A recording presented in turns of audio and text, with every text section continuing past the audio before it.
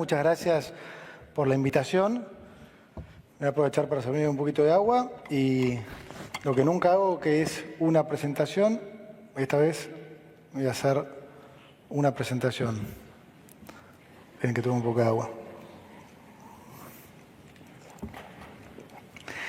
Bueno, me vengo para acá porque seguramente voy a tener que mostrar cosas. De vuelta, muchas gracias a todos por venir. Les voy a contar un poco algunas cosas que ya saben, otras que espero que les pueda aportar y después aclarar algunas dudas en particular de los últimos días, aclarar más que algunas dudas, algunas mentiras que se dicen constantemente, pero bueno.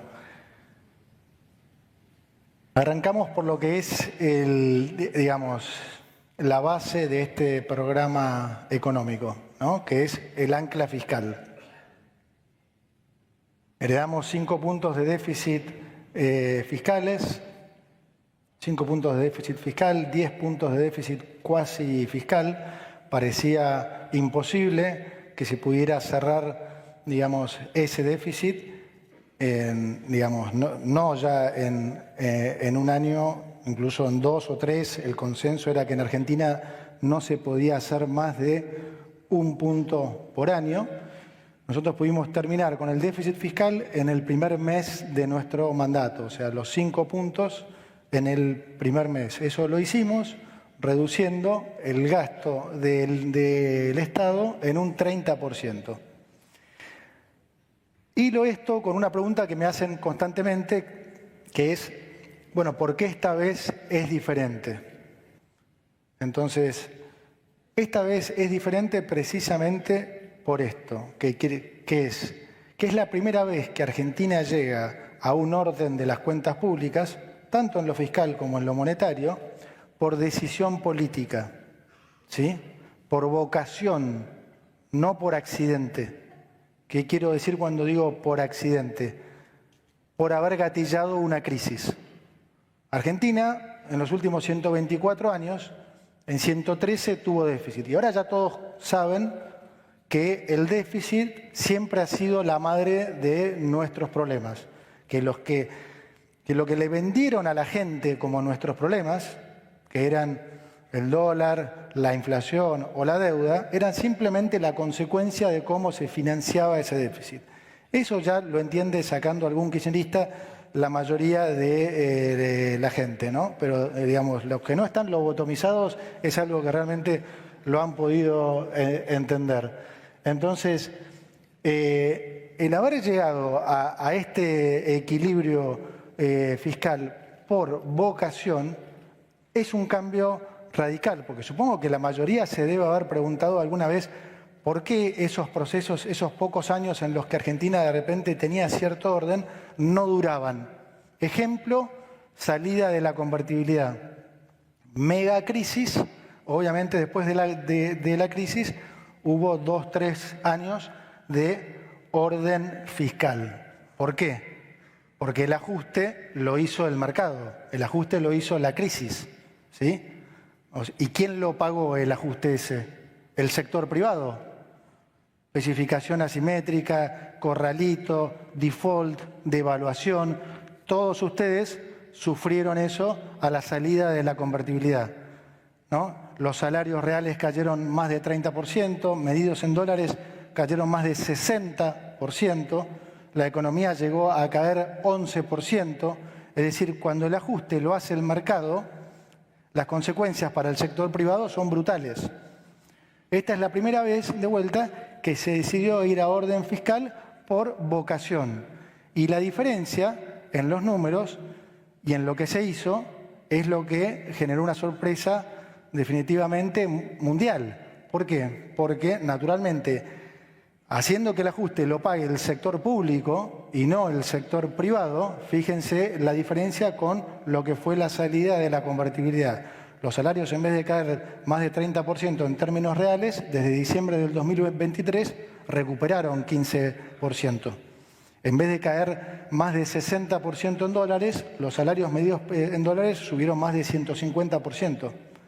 La economía, en vez de caer 11%, Medido diciembre de 2024 contra diciembre del 2023, el estimador mensual de actividad económica dio un crecimiento de 6%. Ayer salió el EMAE de abril, con un crecimiento en abril desestacionalizado de 1,9 y un crecimiento interanual de 7,7. Es decir, la economía viene creciendo casi al 8%.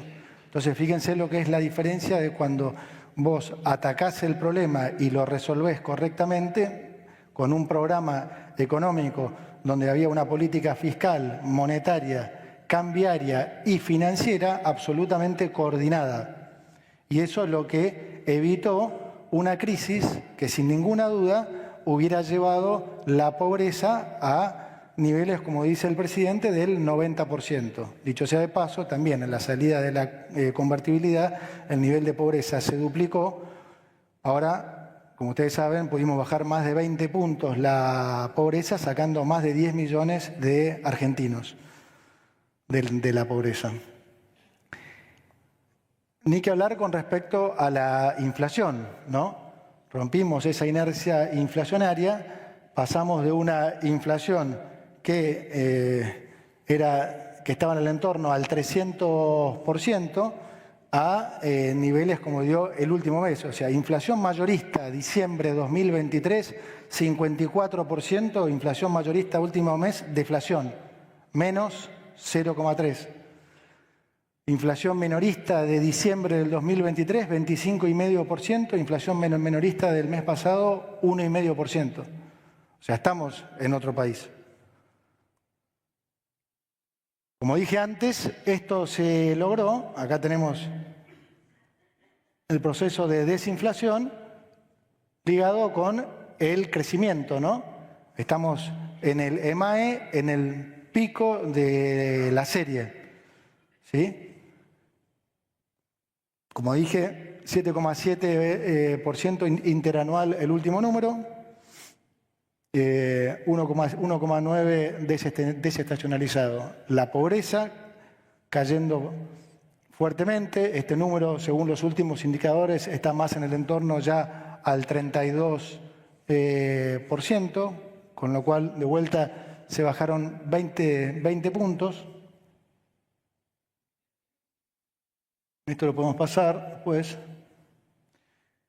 Bueno, voy a parar un segundo en esta para hacer alguna... Esto no me va para atrás ahora. Bueno, no importa. Para hacer alguna conclusión. Entonces, estamos efectivamente en un modelo que no hemos visto, ¿sí? Que Argentina no implementó nunca, en ningún momento, en los últimos 100 años. Por lo tanto, esa frase de esta ya la vi y demás no aplica porque nadie pudo haber visto lo que no pasó. Y esto no pasó nunca. Entonces, estamos en un modelo nuevo que consiste en ¿qué?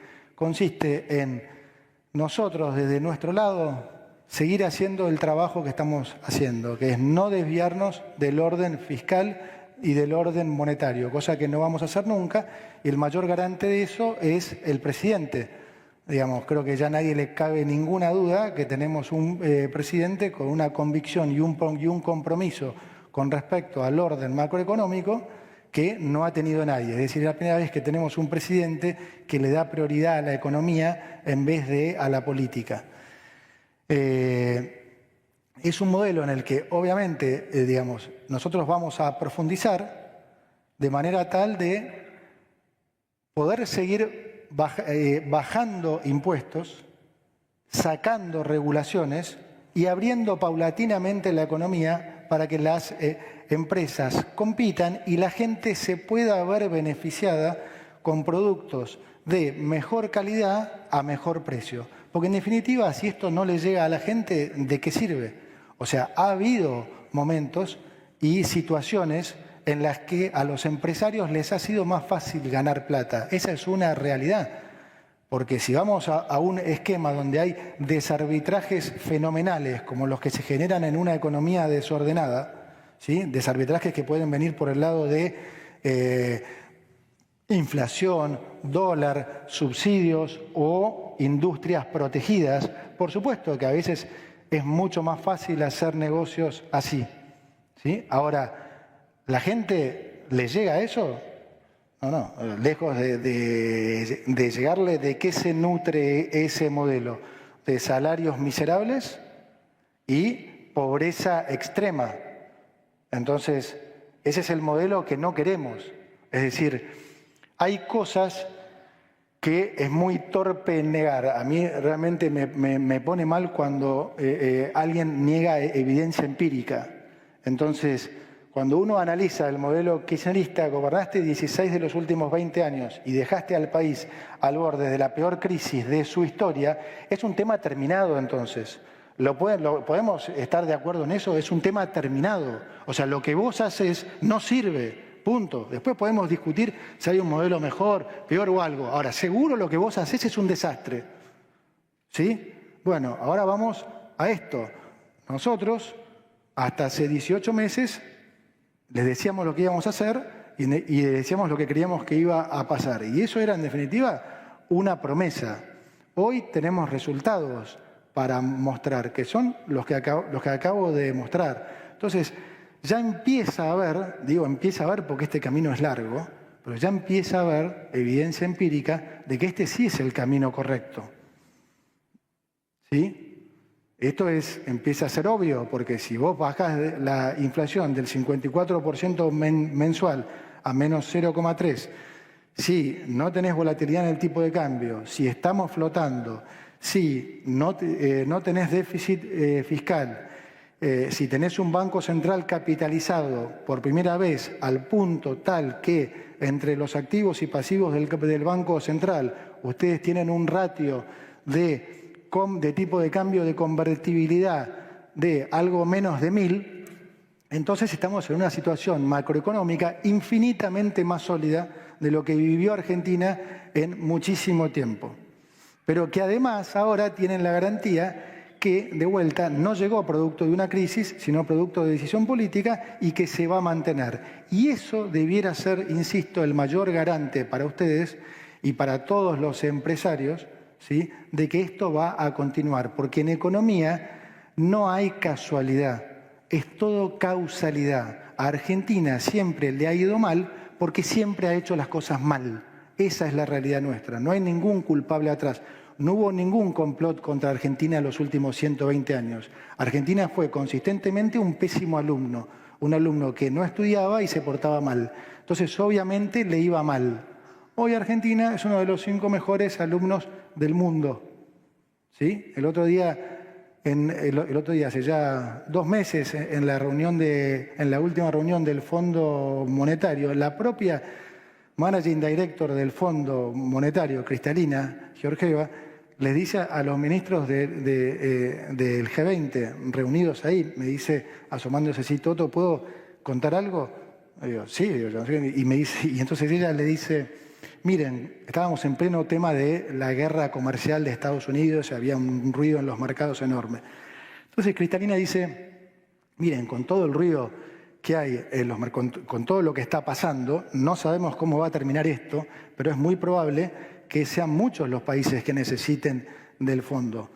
¿Saben qué va a hacer el fondo? El fondo solo va a estar ayudando a los países que hagan las cosas como Argentina. Mira, así me dice, gracias, Toto. Entonces,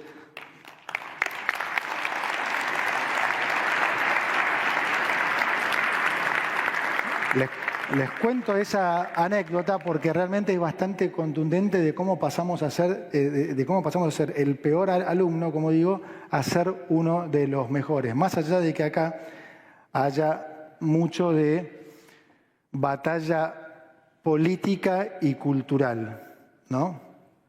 Y ahora voy un poco a esto. Obviamente cuando nosotros asumimos con el super equipo que tenemos acá, Federico Furiase, Martín Botier, Felipe Núñez, me encanta que los aplaudan.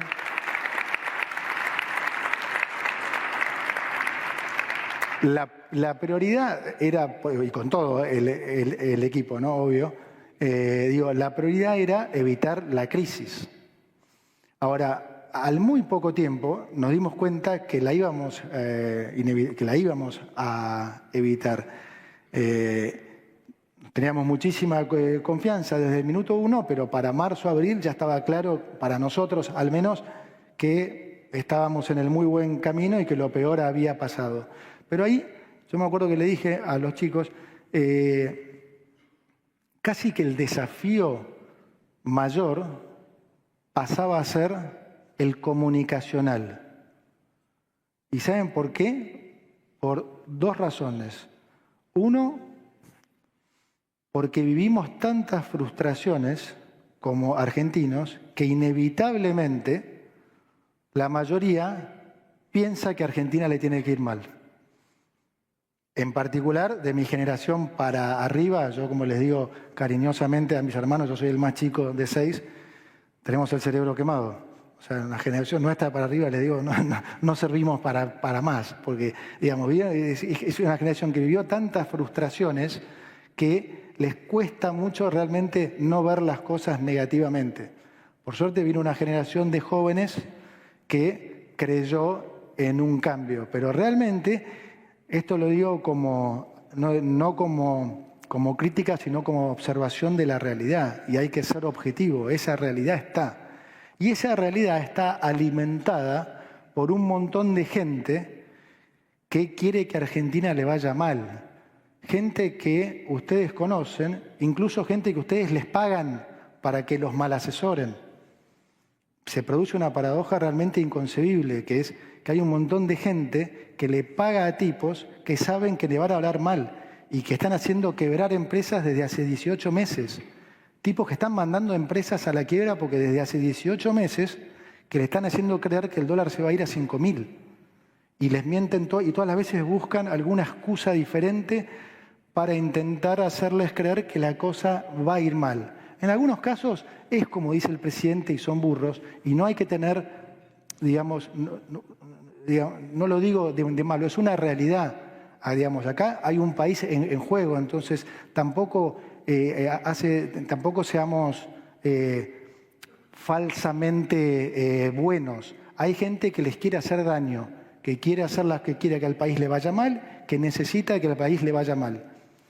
Los políticos a la cabeza, un montón de periodistas comprados, un montón de colegas también. No tengan ninguna duda, gente que de vuelta ustedes les pagan y ellos, ya sea por inoperancia o por negocio, porque también están comprados, o por la combinación de los dos, tratan de envenenarlos a ustedes constantemente con cosas que de este lado, les digo, yo entiendo las reacciones del presidente y demás, y me parecen absolutamente lógicas. ¿Saben por qué? Porque acá estamos nosotros, un pequeño grupo de gente rompiéndose el traste, tratando de sacar el país adelante, y hay un montón de gente, ¿sí?, que se aprovecha de que la mayoría de la gente de a pie no tiene el conocimiento económico para mentirles. Y algunas de las cosas que les dicen son cosas que para nosotros son señales del nivel digamos, de encono, de caradurismo, de odio, de todo lo que tienen adentro. Porque, digamos, para ponerlo en términos futbolísticos, es como que alguien venga y ustedes no saben de fútbol, entonces les digan, ¿sabes lo que va a pasar? Estos flacos van a salir a jugar con 14. Eso es lo que van a hacer. Van a salir a jugar con... vos le decís, y alguien dice, no, mira, el fútbol se juega de 11. No, el fútbol... No, ¿qué 11? Eso dice... Entonces, cuando vos los escuchás decir a nivel económico burradas como las que dicen, uno se pregunta y dice, pará, este tipo no puede ser tan burro, acá algo raro hay. Es gente que niega evidencia empírica. Ejemplo, la deuda. No estamos acá, ahora sí retrocedí todo. Estamos muertos. Estábamos en una antes, a ver si la agarra, acá. La deuda, en el gobierno anterior, creció 150, la deuda consolidada, Tesoro y Banco Central. ¿Sí? ¿Por qué decimos consolidada? Porque nosotros pasamos la deuda del Banco Central al Tesoro. Entonces la forma correcta de medirla es esa.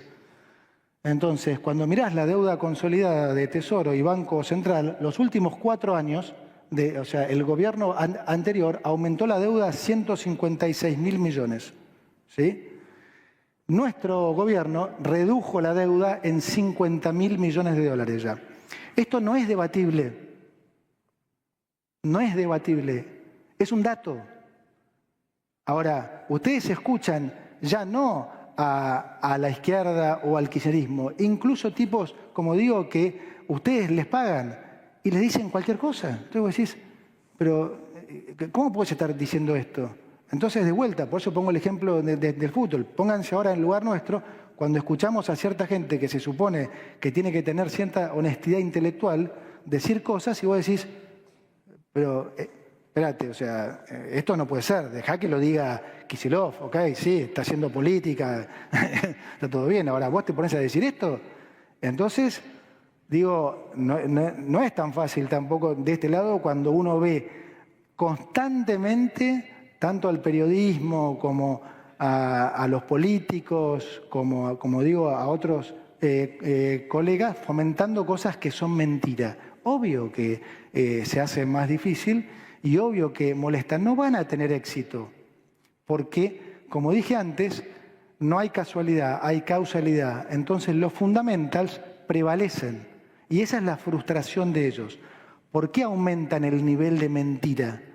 Porque ellos necesitan que la cosa empiece a andar mal y se frustran porque les parecen que hacen cosas tremendas desde el punto de vista político y sin embargo no pasa nada. Entonces empiezan, van a devaluar, van a salir del cepo, olvídate, el dólar se va a 2.000. No, porque Cristalina les pidió devaluación, olvídate. Y cuando anunciamos que vamos a salir, no, listo, agarrate, digamos, no, pero van a ser bandas. ¿Qué bandas? Se los llevan puesto en 5 minutos. El dólar converge para abajo, como habíamos dicho nosotros, duplican, insisten. Hoy escuchaba uno creo que era de Infobae o algo, de vuelta. Van a devaluar y el ministro entonces se va a ir en octubre.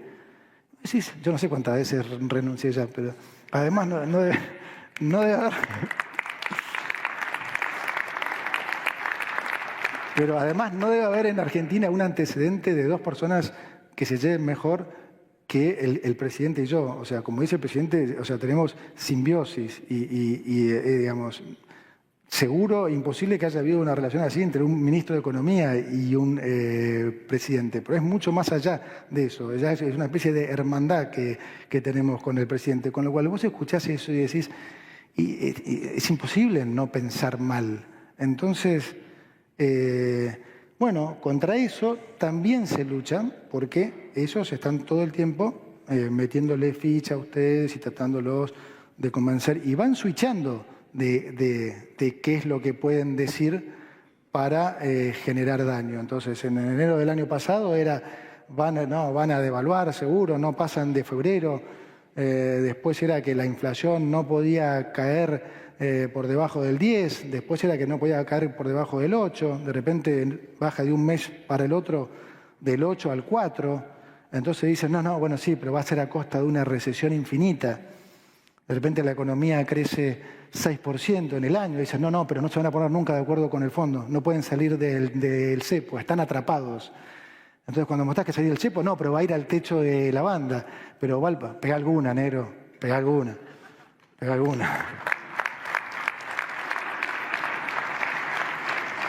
Y esto lo cuento porque el domingo estoy en mi casa y me pide una reunión un empresario importante, muy importante. Entonces me dice, yo lo cuento porque no lo puedo creer, me dice, entonces vas a devaluar.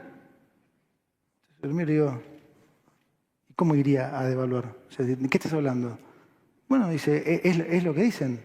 Le digo, o sea, estamos flotando. O sea, primero... ¿Cómo lo podría hacer? O sea, vengo mañana y digo, el dólar vale 1.350. O sea, decís, ya es una cosa que no se puede entender.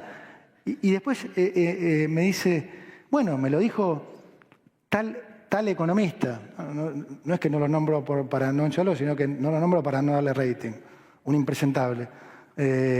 Entonces, le digo, bueno, tenés dos problemas. Le digo, uno, que escuchás a este flaco. Le digo, dos, que le pagás. ya es alarmante. Y hoy me junto con otro empresario que me dice algo parecido, me dice, te aviso algo, te doy un dato, me dice, yo que estoy en el ambiente y demás, me dice, de política y cosas, tienen todo el mundo en contra. Y esto, de vuelta, es algo que ustedes tienen que tener en cuenta. Hay un montón, como dije antes, de toda esta gente que necesita que a Argentina le vaya mal, y no es lo que quiere la gente. Estos son personajes particulares que, insisto, ven a la política como un negocio, o empresarios que tienen su negocio, de otra manera, que hacen negocios de otra forma, o periodistas que no pueden más directamente de no cobrar pauta o que cobran y efectivamente dicen lo que les piden que digan. Bueno, siguiendo con eso, entonces vamos a contestar otras de las estupideces que se han dicho en los últimos días. La otra es esta del dólar, que el dólar se tiene que devaluar porque está muy barato y demás, y ahora voy a seguir con el tema de la cuenta corriente. Hay una cosa que es muy obvia, que es la que dije recién, el dólar flota. Por lo tanto, a cualquiera que le parezca que está barato, agarrar los pesos y comprar. No te la pierdas, campeón. O sea, tenés pesos y el tipo de cambio flota y vos sos el que sabe que está baratísimo y comprá.